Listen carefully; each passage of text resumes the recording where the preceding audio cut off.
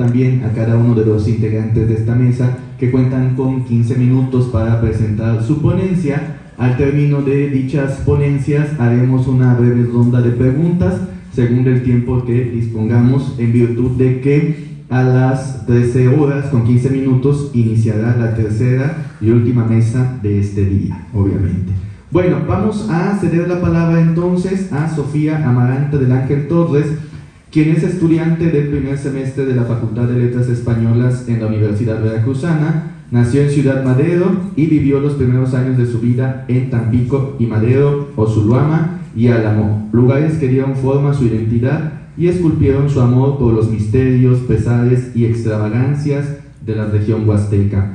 Entusiasta de la cultura popular, ha desarrollado un marcado interés por las leyendas y el horror en todas sus formas, comprometiéndose con la divulgación de lo que existe, muta, asusta y se arrastra en lo más recóndito del norte veracruzano.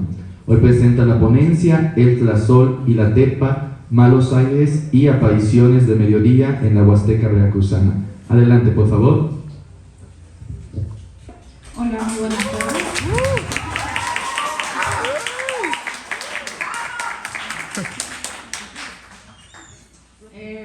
Buenas tardes. Yo les vengo a hablar de algunas obsesiones recientes que le encontré a mi abuela en cuanto a leyendas y demás, específicamente el Tlazol y la Tepa. Me voy a ir un poco rápido porque me emocioné con la extensión del texto y bueno, voy. El mal aire puede venir de todas partes. Ten cuidado por dónde caminas, con quién hablas y lo que tocas. Eso dice mi abuela en Álamo, Temapache, la puerta de la Huasteca veracruzana.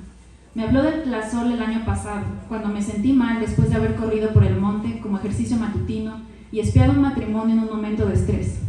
Le comenté que había pasado por una casita maltrecha, de cuyo interior provenían los gritos de una pareja que peleaba. Me acerqué con oído de quien no debe escuchar. Reñían sobre comida sin sabor, sobre un trabajo mal pagado. Me coloqué próxima a la entrada, atenta, sin vergüenza.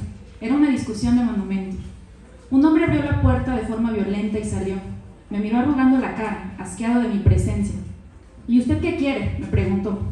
Nada, ya me iba, respondí con las mejillas coloradas. Me acuerdo del golpe de sus ojos. Con él vino una pesadez, un aire. No pasaron ni 5 minutos desde mi retirada cuando el cuerpo se me cansó. Las piernas, los brazos, el torso. La luz era insoportable a mi vista y el ceño fruncido se hizo tan pronunciado que me dolió. Tras escuchar el relato, la abuela Jacinta atinó a decir: «Ay, hija, andas entlazolada. Te pegaron un mal aire». Fue por un huevo a la cocina y me limpió. Recuerdo que dormí toda la tarde con la advertencia de mi abuela haciendo eco en mi cabeza: «Ten cuidado por dónde caminas». Este mal aire es común en las conversaciones del norte veracruzano, donde se asegura que es causa de enfermedades para muchos de sus habitantes. La creencia está vigente entre las comunidades más pequeñas y sigue produciendo temor a quienes, en el ejercicio de su cotidianidad, andan buscando no toparse con el viento sucio y triste, nacido de los corajes y el pecado de otros.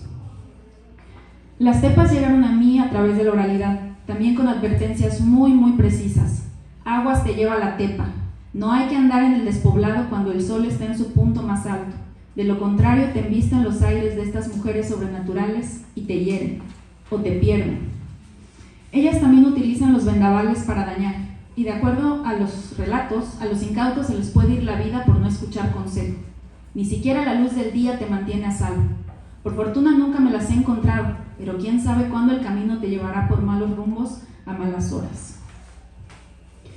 Brujas, cráneos rodantes, duendes, sirenas, gigantes, nahuales, serpientes doradas y, por supuesto, los malos aires son algunos de los protagonistas en las leyendas de la Huasteca veracruzana, región al norte del estado que comenzó a tomar forma cuando hace siglos grupos mayas emigraron a la región ahora conocida como Pánuco, dispersándose en los alrededores y estableciendo intercambios culturales con el altiplano central.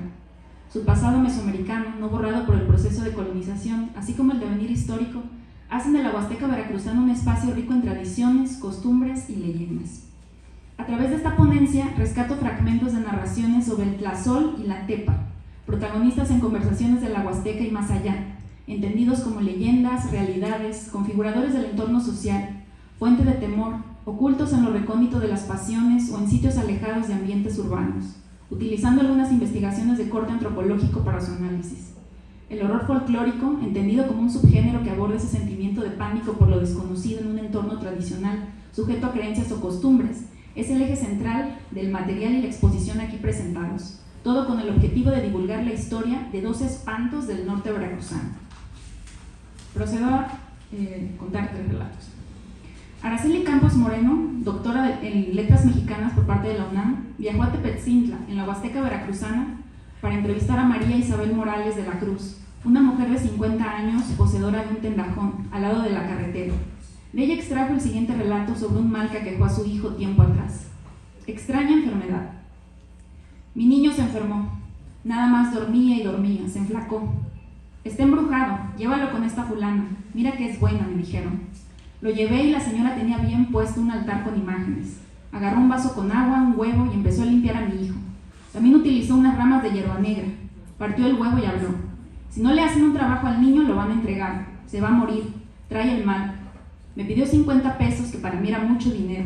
Quiso que le comprara una gallina que no hubiera pecado, un gallo que no hubiera pecado, huevos, velas, dulces, chicles, tabaco, aguardiente, chile color, de todo.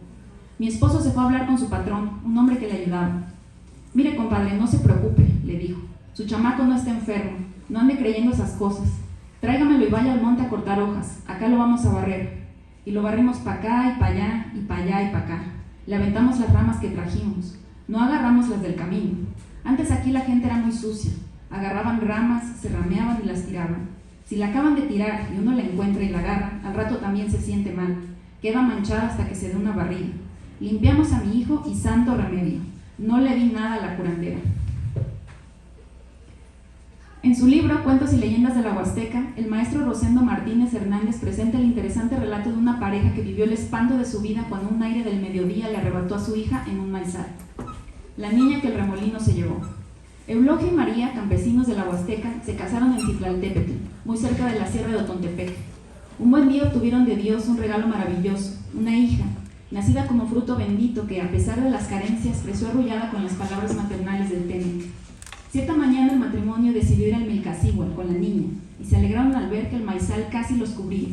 Sabían que la milpa muy pronto iba a reventar, es decir, tener esa flor amarillenta que anticipa los jilotes. Doña María tendió su rebozo para dejar sentada a la niña, Cecilia, que ya tenía 5 años. La dejó al pie de una vetusta palma y empezó a cortar chiltepín. Primero las matas más cercanas y poco a poco, sin darse cuenta, se fue alejando unos metros más. Don Eulogio sacó de su morral un reseco manojo de tabaco y con una hoja de totomos le hizo una especie de puro. Cargaba su pedernal y tras prenderlo comenzó a fumarlo, creyendo que el olor a tabaco podía ahuyentar a las víboras. Solo después de este ritual añejo, levantó su viejo asadón y empezó a cortar algunas malas hierbas, de esas que ni los burros se comen. Se acercaba el mediodía y la pareja se había alejado mucho del maizal. De lejos vieron cómo en la milpa se formaba un tremendo remolino y en su interior revoloteaban en espiral hojas secas y cañas de maíz. Regresaron para buscar a Cecilia, pero la niña no estaba. Había desaparecido sin dejar rastro. Pidieron auxilio a los vecinos y la buscaron por zanjas y carriles oscuros. Ya entrada la noche, los padres estaban desconsolados. Don Eulogio, también músico de danzas, se arrodilló en el lugar donde vieron por última vez a la niña, clavó una vela en la tierra y la encendió, elevando una oración a Santa Cecilia en forma de verso. Tú eres, Cecilia, el altar, donde mi alma reposa. Donde mi alma reposa, tú eres, Cecilia, el altar. Yo siempre te he de adorar, tú eres la más milagrosa, tú eres la más milagrosa, aquí te doy mi cantar. A la mañana siguiente, un señor de Tamalín fue quien encontró a Cecilia, atrapada en las altas ramas de un árbol. Dio aviso a los padres y construyeron una escalera con bejucos de corral para bajarla. No tenía raspones, pero sí un espanto que no la hacía reaccionar. Las mujeres de la congregación la reanimaron con atole de frijol, piques y alfajores, mientras que María y Eulogio prometieron nunca más dejar a la niña sola en el maizal, mucho menos durante el mediodía. En su libro Coextecatl volvió a la vida, José Reyes también comparte una leyenda sobre la terrible dama del mediodía, la Tepa del río Tanconchín. Los ancianos de la Huasteca veracruzana creen que la Tepa era una mujer de una beldad incomparable. Sin embargo, cuando alguien se acercaba para verla de frente, la Tepa revelaba su verdadera apariencia. Su rostro se tornaba lívido y amarillo, los ojos desorbitados y aterradores reflejaban odio. Su cabellera no era más que un manojo desaliñado de estropeada paja. Su boca estaba desencajada y de los dedos de las manos nacían unas largas y filosas uñas. Dicen quienes la han visto que la Tepa, cuando estaba en paz y tranquila, Entonaba melodías tristes mientras se bañaba con una jícara en las aguas del río Tanconchín. Aseguran que al filo del mediodía, quienes se encuentran en el sendero del río, de pronto sienten una ráfaga de viento. El camino queda rodeado por el ramaje de los árboles y arbustos que obstruyen las salidas, y allí, en medio del cerco, se aparece la tepa, quien le arrebata la vida a los caminantes, o en el mejor de los casos, les provocaba altísimas fiebres y alucinaciones por días. Pero los lugareños encontraron la forma de controlar a la tepa y alejarla de sus milpas por medio de una ofrenda, en donde se aparecía aquella mujer, se colocaban pequeñas cazuelas de barro con comida, así como tazas con café, agua y aguardiente. También se ponían copaleros con brasas en los que se quemaba incienso. Tras convidar las viandas con la tepa, el resto de la comida era enterrada en un hoyo que se hacía en medio de las milpas. Los relatos presentados entregan de lleno a los eventos y presentan el horror en su estado puro, como a menudo brillan narraciones orales. Respecto al tlazol, la antropóloga Amaranta Castillo define cómo se entiende este mal entre los habitantes de Tepetzintla y alrededores. Tlazol deriva de Tlazolteotl, diosa de origen huasteco a quien se le atribuye el amor, la suciedad y la lujuria. Otro nombre que se le daba era el de Tlalcuani, que quiere decir comedora de inmundicias. Ella limpia los pecados y perdona las faltas.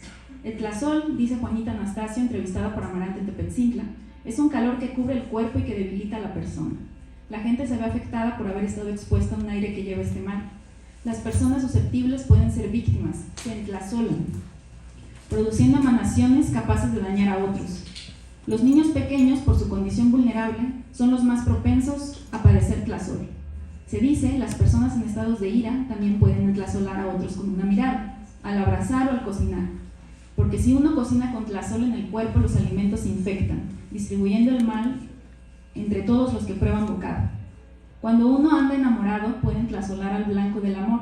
Si la pasión es grande e insatisfecha, la otra persona es atravesada por un aire que le hace sentir molesta e inconfundida. Un lugar en particular también puede portar el tlazol, por eso es importante cuidar las andadas.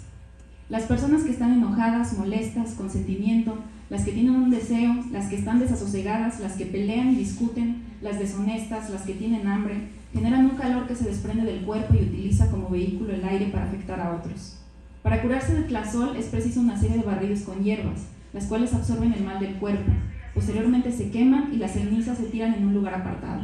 Hay que poner especial cuidado en no mirar atrás a la hora de marchar, pues el efecto del tlazol tiende a regresar si permanecemos mucho tiempo en uno de estos espacios.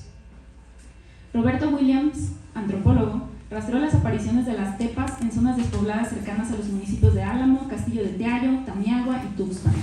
De acuerdo con entrevistas realizadas a habitantes de la región, Williams rescata su descripción particular: mujeres horripilantes de pelo sacatudo, como mecate que se deshebra, cabeza alborotada. Son gente antigua y pueden salir donde hay esculturas prehispánicas ocultas en el monte. Las versiones coinciden al señalar que lo hacen al mediodía. De ellas se dice que aparecen en forma de aires y que su nombre viene de Tlaltepa, en relación con Tlaltecutli, deidad de la tierra. También comenta que la gente cree que es al mediodía porque es cuando el sol descansa. Es el dios opuesto a la tierra y la hora de su ocaso propicia la manifestación de vientos con apariencia de mujeres. Ana Bella Pérez, también antropóloga, identifica como naturalezas perversas a las tepas de Tancoco, Veracruz, según las creencias de sus entrevistados. Jalan a la persona, succionan su sombra, por eso uno empieza a enfermarse y el espanto de este tipo puede causar el deceso.